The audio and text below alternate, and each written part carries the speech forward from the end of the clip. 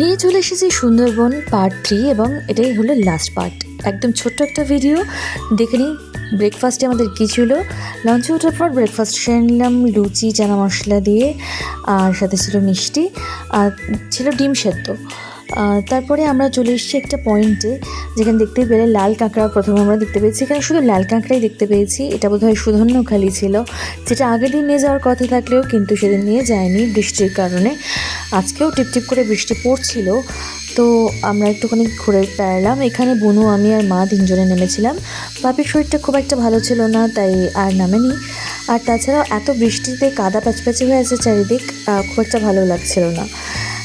তো এখানে কিছু হরিণ দেখতে পেলাম, আর শুধুমাত্র ওই লাল কাঁকড়া কালো কাঁকড়া এগুলো দেখতে পেলাম। বোন বিবিকে দেখলাম, প্রণাম করে আমরা এগিয়ে পড়লাম। এখানে কিন্তু আর কিচ্ছু দেখার মতো নেই। ওয়াচ টাওয়ার ছিল যেখান থেকে কিছুই দেখা যায়নি অলমোস্ট, কারণ সবসময় তো আর বাঘের দেখা মেলে না। যাই হোক, আজকে আমাদের শেষ দিন, আর বৃষ্টি ঝমঝমে পুরো একটা দিন।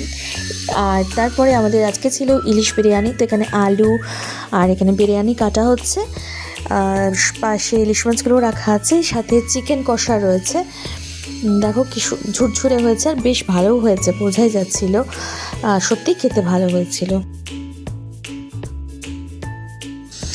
তো এই ইলিশ বিরিয়ানি দিয়ে আর চিকেন কষা দিয়ে কিন্তু আমাদের সুন্দরবনের ইলিশ উৎসব আলটিমেটলি শেষ হতে চলেছে।